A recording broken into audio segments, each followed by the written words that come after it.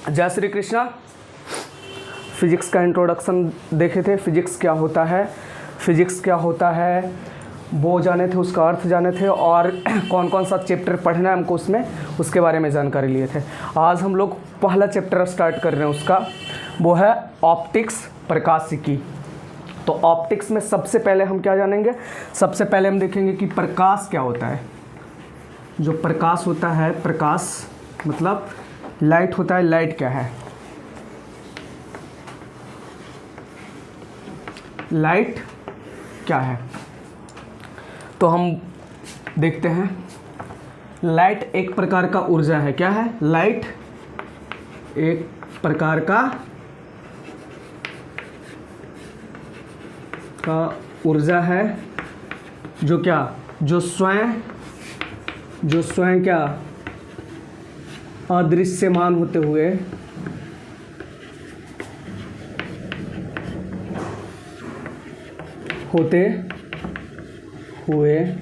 वस्तुओं को क्या बनाता है, वस्तुओं को दृश्यमान बनाता है।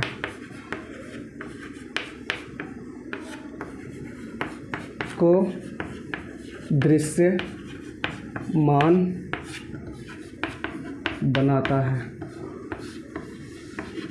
यहाँ पे दो शब्द आया होगा, इतना आप बिल्कुल समझ गए होंगे, लेकिन यहाँ दो बड़ा बड़ा शब्द आया होगा जिसको समझने में आपको प्रॉब्लम होता होगा। क्या प्रकाश क्या है? एक प्रकार का ऊर्जा है। हम अपने डेली लाइफ में भी देखें तो देखते हैं ना, सोलर एनर्जी देखते हैं ना, तो ये तो पता लग गया कि क्या प्रकाश ऊर्जा है। ठीक है, हम इंट्रोडक्शन में भी बताए थे, फिजिक्स में जो कुछ भी हम पढ़ेंगे या तो पदार्थ के बारे में पढ़ेंगे या तो ऊर्जा के बारे में पढ़ेंगे। तो हम क्या यहाँ देखते हैं कि प्रकाश एक प्रकार का ऊर्जा है जो स्वयं अदृश्यमान होते हुए, मतलब जिसको हम देख नहीं सकते। क्या प्रकाश को देख सकते हैं? नहीं देख सकते हम। और रेज जो दिखता है, सूर्य की तरफ हम लोग देखते हैं और जो दिखता है वो रेज होता है, ना कि वो प्रकाश होता है। तो स्वयं क्या होता है? अदृश्यमान होता है, मतलब वो खुद दिखता नहीं है, लेकिन उसका वो करता क्या है, वो क्या करता है, वस्तुओं को दृश्यमान बना देता है। क्या बना देता है? वस्तुओं को दृश्यमान मतलब देखने लायक बना देता है। इमेजिन कीजिए कि अगर आप एक रूम में हैं और लाइट, उस रूम का पूरा लाइट ऑफ है, तो क्या आपको कुछ दिखा? नहीं दिखा, बिल्कुल नहीं दिखा। और जैसे ही आप लाइट का स्विच ऑन करते हैं तो आपको वस्तुएं दिखना शुरू हो जाती हैं। मतलब क्या है, प्रकाश क्या करता है, वस्तुओं को दृश्यमान बनाता है, देखने लायक बनाता है। चलिए, तो यहाँ से क्लियर हो गया होगा प्रकाश क्या है। अब अगर हम बात करें प्रकाश की प्रकृति पे बात करें कि प्रकाश का प्रकृति क्या है, और नोट करते चलिएगा, जो कुछ भी बताएं वो नोट करते चलिएगा अपने नोटबुक में। चलिए, तो अगर हम बोले कि प्रकाश की प्रकृति के बारे में बोले,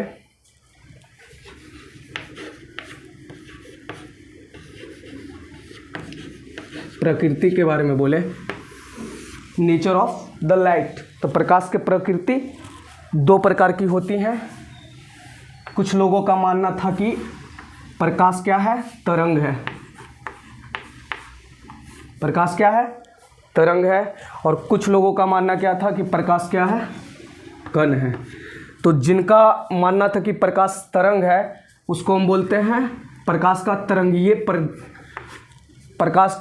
तरंगीय प्रकृति। और जिनका मानना था कि प्रकाश तरंग ना बल्कि क्या है, एक कण है, उनका क्या, हम उसको बोलते हैं कणीय प्रकृति।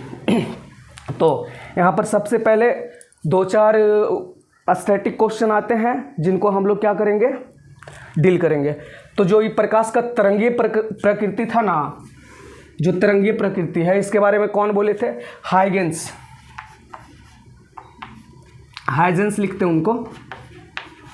हाइजेंस ने बताया कि प्रकाश क्या है, तरंग के भांति व्यवहार करता है। क्या प्रकाश क्या करता है? हाइजेंस क्या बताया कि प्रकाश जो है,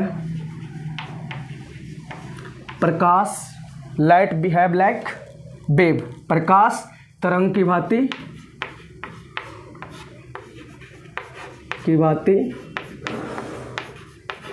व्यवहार करता है।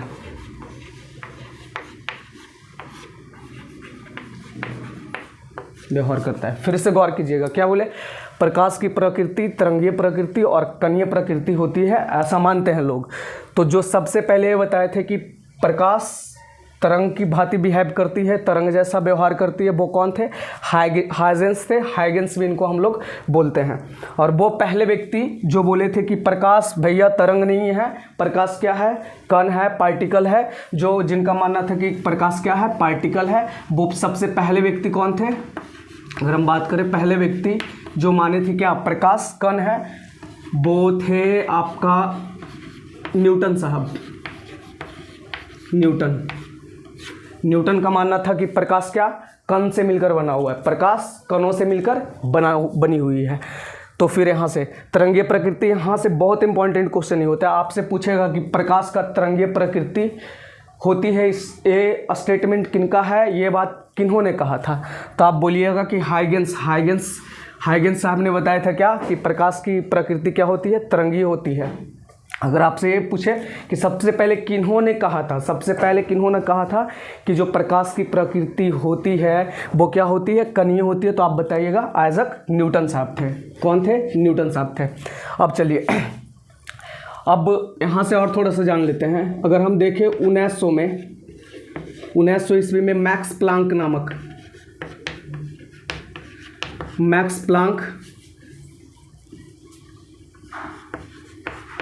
प्लांक बोले थे कि जब किसी धातु पे, गौर से सुनिएगा, मैक्स प्लांक बोले थे कि जब किसी धातु के संपर्क में प्रकाश आती है तो धातु से कुछ इलेक्ट्रॉन्स बाहर निकल जाते हैं। तो इनका सीधा इशारा किस चीज़ पे था कि प्रकाश क्या होता है? कण का बना हुआ होता है। प्रकाश में क्या होता है? कण है। लेकिन इन्होंने प्रूव नहीं किया था।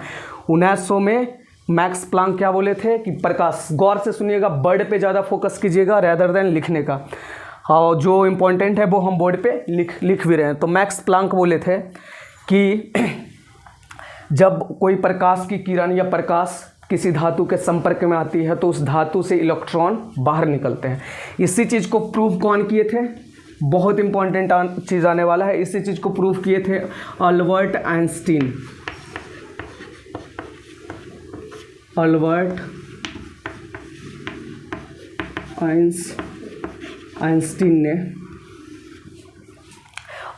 आइंस्टीन ने क्या बोला? अल्बर्ट आइंस्टीन बोला वही चीज़ जो मैक्स प्लांक बोले थे, उसी चीज़ को अल्बर्ट आइंस्टीन प्रूव किए। किसके जरिए? उसको हम बोलते हैं प्रकाश वैद्युत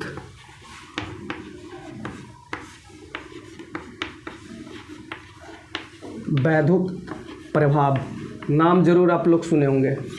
क्या बोले? प्रकाश की प्रकृति कणीय होती है। इसका इशारा कौन किए थे? प्लांक किए थे, मैक्स प्लांक किए थे। और उसी को अल्बर्ट आइंस्टीन ने 1905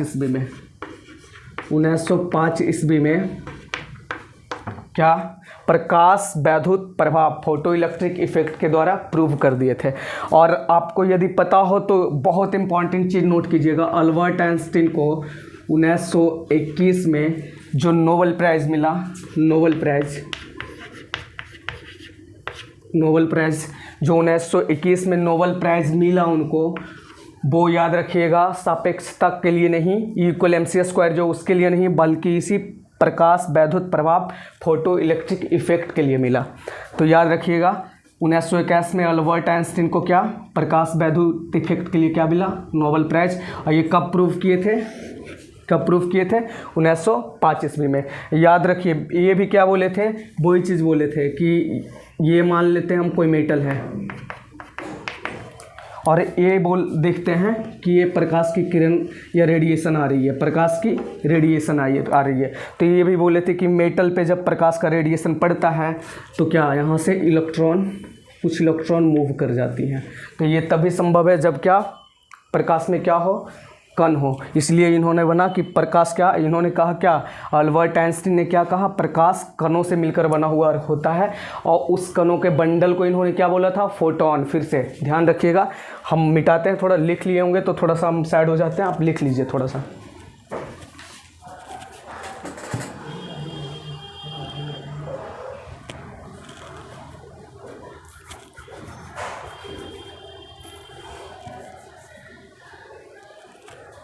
लिख लिए होंगे।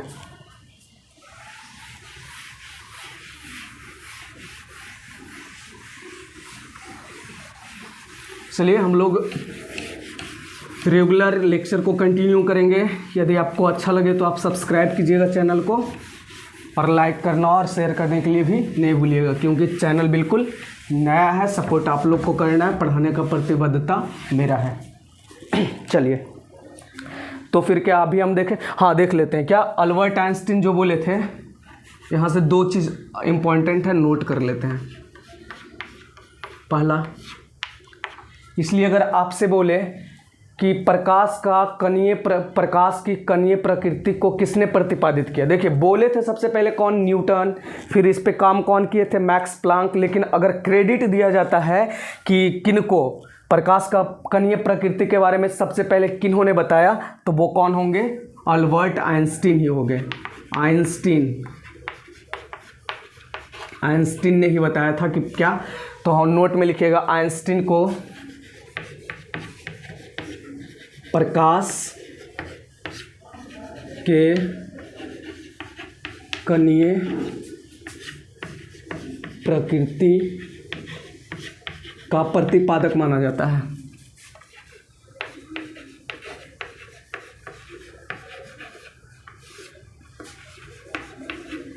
माना जाता है मतलब क्या, आइंस्टीन को ही बोला जाता है कि अगर आपसे पूछे कि प्रकाश के तरंगीय प्रकृति को किसने बताया, तो आप क्या हैगेंस का नाम लेंगे। और वहीं अगर आपसे पूछा जाए कि प्रकाश का कणीय प्रकृति को किन्होंने बताया, तो किनका नाम लेंगे हम लोग, आइंस्टीन को बताए थे। और क्या बोले थे, जो कण होता है वो किस रूप में होता है, कण का बंडल जो था, वो बंडल को क्या बोले थे, कण के बंडल को क्या बोले थे, फोटोन।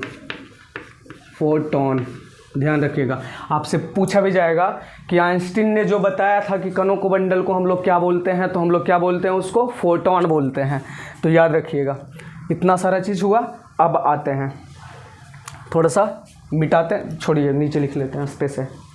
और एक चीज़ देखिएगा, अभी हम क्या बताएं कि जो तरंगीय प्रकृति और फिर क्या एक बताए थे हम, कणीय प्रकृति। तो आप लोग को पता ही होगा कि तरंगीय प्रकृति को किन्होंने बताया, हाइगेंस ने बताया।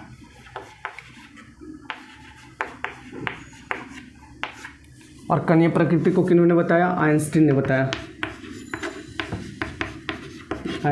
बताया। लेकिन अगर हम बात करें, एक वैज्ञानिक और थे जिन्होंने 1924 में, ध्यान रखिएगा, एक वैज्ञानिक थे जिन्होंने 1924 में बोला, ना भाई ना, बिल्कुल नहीं, प्रकाश ना सिर्फ कण है, प्रकाश ना सिर्फ तरंग है, बल्कि प्रकाश दोनों है।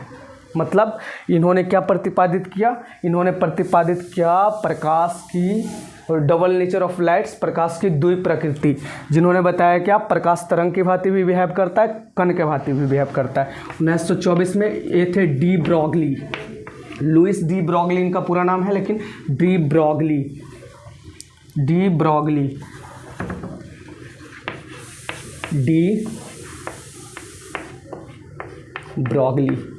तो आप यहाँ से कम इतना चीज़ तो आपको ध्यान होना ही चाहिए, कि अगर बात किया जाए कि प्रकाश का तरंगीय प्रकृति किन्होंने बताया, हाइगेंस ने। अगर आपसे पूछा जाए कि प्रकाश का तरंगीय प्रकृति और कणीय प्रकृति किन्होंने बताया, तो आप बोलिएगा क्या, आइंस्टीन ने। अगर आपसे पूछा जाए कि प्रकाश की द्वि प्रकृति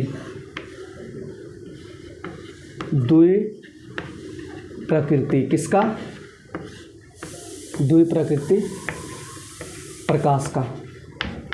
अगर आपसे ये पूछा जाए कि प्रकाश का द्वि प्रकृति किन्होंने बताया, वो कौन थे, डी ब्रॉगली। कब, 1924 में।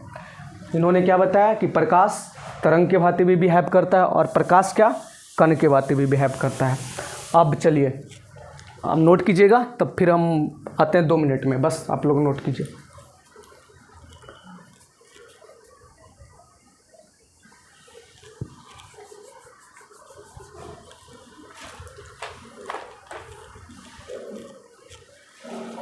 चलिए, नोट कर लिए होंगे।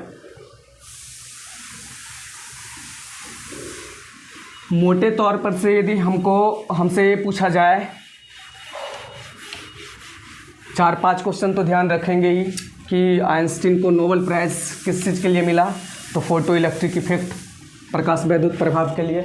कब मिला? 1921 में। फोटो इलेक्ट्रिक इफेक्ट का प्रतिपादन आइंस्टीन ने कब किया था, तो वो बोलेंगे हम 1905 में, लेकिन नोबेल मिला था 1921 में। वो चीज़। दूसरा चीज़, तरंगीय प्रकृति हाइगेंस, कणीय प्रकृति किन्होंने? आइंस्टीन ने। और सबसे पहले प्रकाश कण का बना हुआ होता है, ये किनका मत था? ये न्यूटन का था। और तीसरा, प्रकाश की द्वि प्रकृति, डुअल नेचर ऑफ लाइट्स, एक किन्होंने बताया था? तो लुइस डी ब्रॉगली ने बताया था। कब? 1924 में। अब आइए, रोमर, नाम सुने होंगे आप लोग। रोमर ने 1876 में, रोमर ने 1876 में प्रकाश का वेग, प्रकाश का वेग पता लगाया। प्रकाश का वेग कहाँ? निर्वात में। निर्वात में कितना होता है? 3 × 10⁸ मीटर पर सेकेंड। ये फैक्ट्स भी आप लोग अच्छा से नोट कर लीजिएगा। क्या? रोमर ने 1876 में बताया कि प्रकाश का वेग जो निर्वात में होता है कितना होता है? 3 × 10⁸ मीटर पर सेकेंड। ठीक है, किन्होंने? रोमर ने। तो यहाँ से क्वेश्चन पूछा जाता है, ये नहीं पूछा जाता है, या तो ये पूछा जाता है कि प्रकाश का वेग जो होता है निर्वात में कितना होता है, तो आप बताइएगा इतना, 3 × 10⁸ मीटर पर सेकेंड। या आपसे पूछ लिया जाए कि प्रकाश का चाल किसने ज्ञात किया, निर्वात में प्रकाश का चाल किसने बताया, किसने ज्ञात किया, तो रोमर। कब? 1876 में। चलिए, ये था कुछ फैक्ट्स प्रकाश से जुड़े हुए। अब हम लोग थोड़ा सा देखते हैं, क्या? सोर्स ऑफ लाइट, प्रकाश का स्रोत। अगला टॉपिक देखते हैं।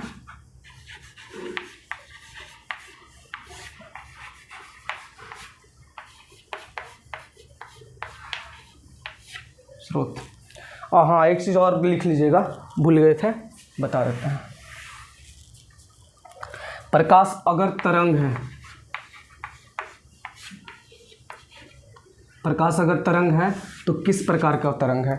तो यहाँ से 3-4 क्वेश्चन, 3-4 टाइप का आ सकता है क्वेश्चन। पहले तो हम बोलेंगे जो तरंग, हम वेव जब पढ़ाएंगे, तरंग बताएंगे, तब डीपली से आपको बताएंगे कि तरंग कितने प्रकार के होते हैं, मैकेनिकल वेव और नॉन मैकेनिकल वेव। बस यहाँ आप याद रख लीजिए प्रकाश के बारे में, प्रकाश के बारे में आप याद रखिएगा। जो हमारा प्रकाश है, प्रकाश है हमारा जो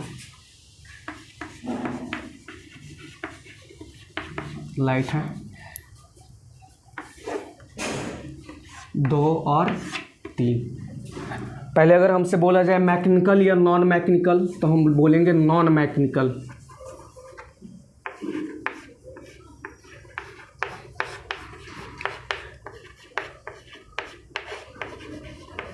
नॉन मैकेनिकल वेव होता है, नॉन मैकेनिकल तरंग। क्योंकि नॉन मैकेनिकल तरंग को गुजरने के लिए किसी मीडियम का आवश्यकता नहीं होता है, कुछ नहीं भी रहेगा तब भी वो जा सकता है। वो हम बताएंगे तरंग वाले चैप्टर में, वेव में। दूसरा अगर हमसे पूछा जाए तो हम इसको बोलते हैं अनुप्रस्थ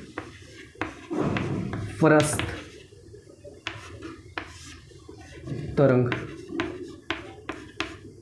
अगर आपसे पूछा जाए प्रकाश क्या होता है, अनुप्रस्थ या अनुदैर्घ्य, तो आपको क्या जवाब देना है? अनुप्रस्थ तरंग होता है। तीसरा चीज़ आपसे पूछा जाएगा, ये बहुत इंपॉर्टेंट है, इसको हम बोलते हैं इलेक्ट्रोमैग्नेटिक वेव। क्या होता है?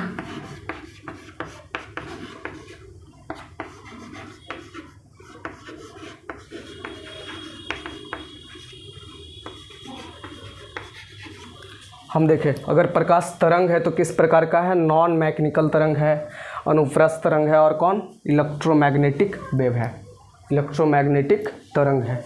चलिए, तो अभी हम क्या बात कर रहे थे, लिख लीजिए आप 2 सेकंड।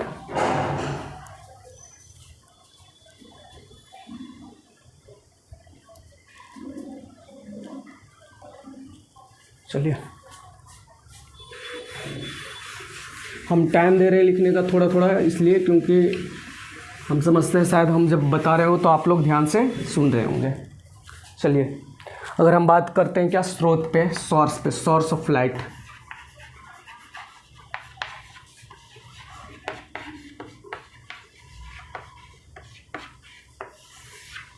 स्रोत कितने क्या होते हैं, तो देखिए प्रकाश के जो स्रोत होते हैं वो दो प्रकार के होते हैं। एक क्या, प्रदीप्त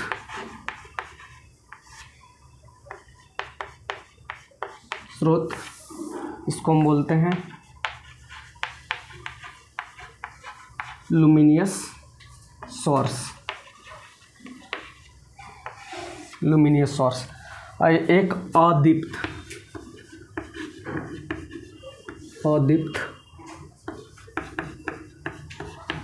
स्रोत, इसको नॉन लुमिनियस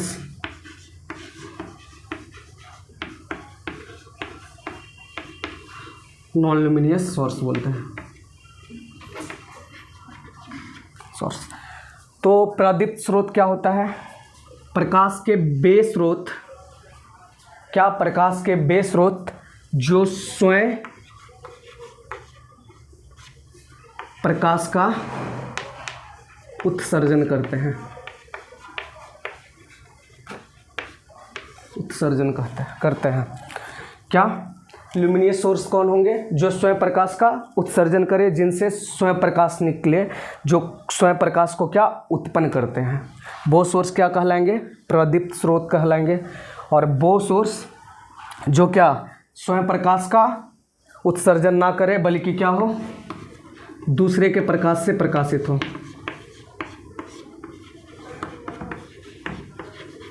प्रकाश से प्रकाशित हो।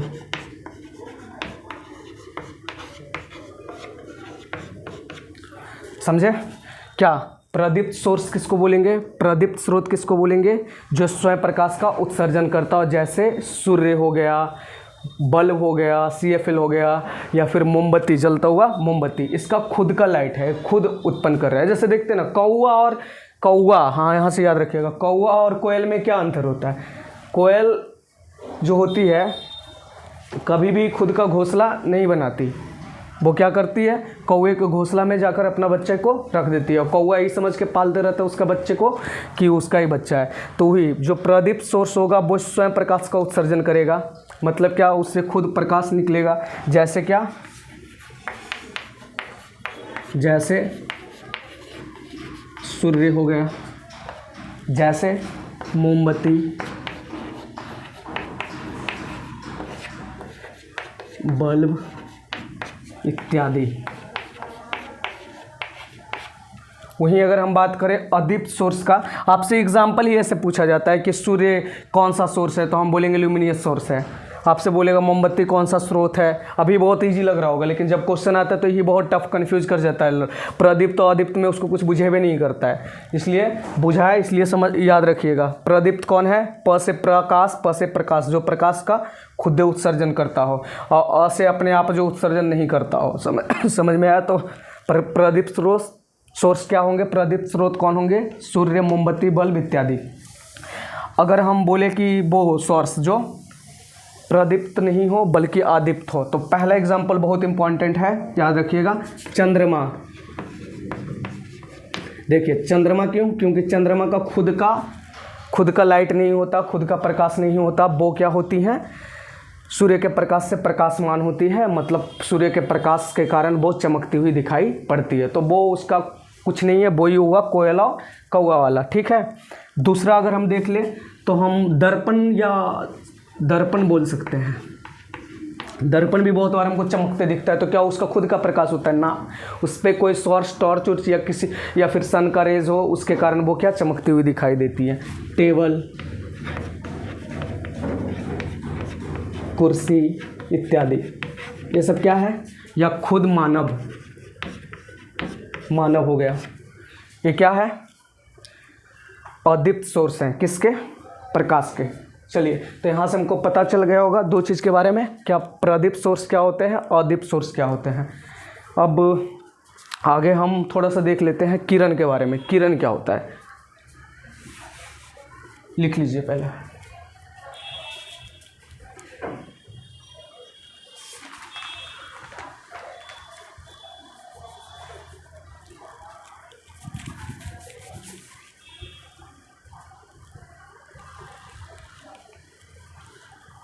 चलिए मिटाते हैं।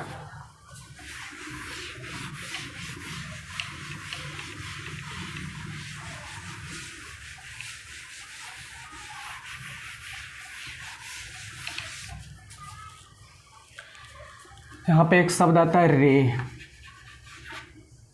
रेज या किरण बोल सकते हैं हम लोग, वो डर वाला किरण नहीं। किरण क्या है,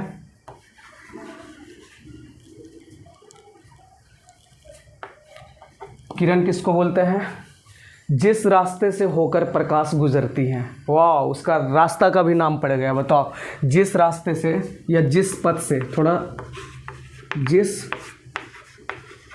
पथ से प्रकाश गुजरे, वो पथ भी मेरे लिए यादगार है जिससे तू गुजरे। तो जिस पथ से क्या प्रकाश गुजरे क्या कहलाता है, किरण कहलाता है, रेज कहलाता है। इतना समझ में आया होगा। और प्रकाश जो और जो रेज होता है या प्रकाश का पथ होता है, यहाँ थोड़ा सा अच्छा चीज़ मिलेगा। प्रकाश का पथ क्या होता है, सरल रेखा होता है। मतलब अगर हम बोले कि प्रकाश स्ट्रेट लाइन में गमन करती है, प्रकाश स्ट्रेट लाइन सरल रेखा में, सीधी रेखा में जाती है, तो ये गलत नहीं होगा। जैसे ये दिखा रहे हैं हम, प्रकाश इधर से इधर जा रही है, क्या स्ट्रेट लाइन में। यहाँ एक क्वेश्चन आप लोग के दिमाग में आना लाजमी है कि भैया पहले आप बताए कि प्रकाश तरंग होता है, और तरंग हम पढ़े थे कि कुछ इस प्रकार का होता है, ये घूम घूम के जा रहा है, आप फिर इसको स्ट्रेट लाइन में भेजा रहे हैं। ये तो दोनों कॉन्ट्राडिक्शन हो गया, बातें लड़ गए, ये तो गलत बात है। या तो आप बोलिए सरल रेखा में गमन करती है, या फिर बोलिए इसके नियन घूम घूम के गमन करती है।